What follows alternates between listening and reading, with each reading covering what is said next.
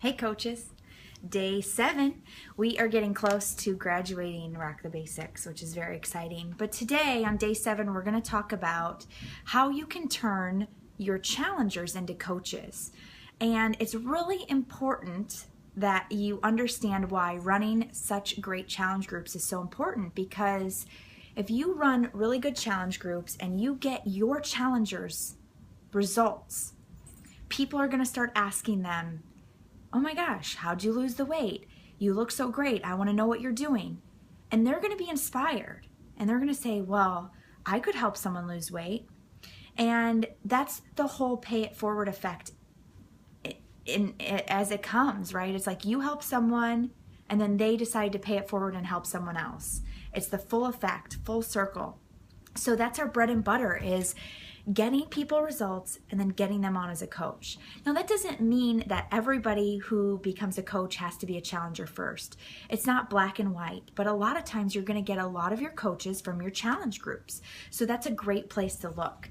And turning challengers into coaches is a skill, and it's just something that you learn to do and how you talk them through it. So you can do things such as whenever someone is in your challenge group commenting and encouraging, you can throw things out there like, awesome, Susie, that is exactly what coaches do. You're acting like a coach. Or you can send them a private message and say, I really loved how you encouraged Terry the other day.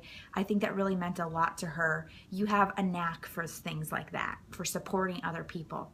And just throwing out little hints like that. You don't have to say right away, you should be a coach, you should be a coach, you should be a coach. You just drop subtle hints here and there so that when the opportunity arises, when you feel it's right to talk about coaching or inviting them to a coach open house or inviting them to a webinar, that seed has been slightly planted in them already.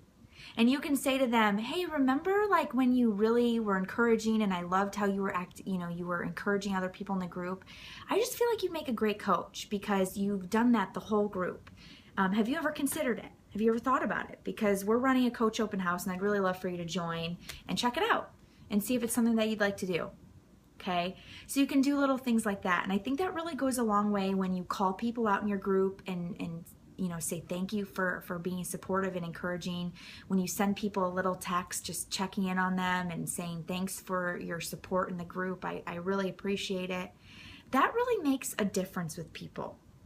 Okay, and I think that creates a stronger bond, creates more trust, and it just helps them see that they can do it too. A lot of times you can say to someone, gosh, you're changing so much, like people must be asking you all the time about how you're losing the weight. Have you ever thought about becoming a coach yourself so that you can get credit for recommending people to do the same program you're doing?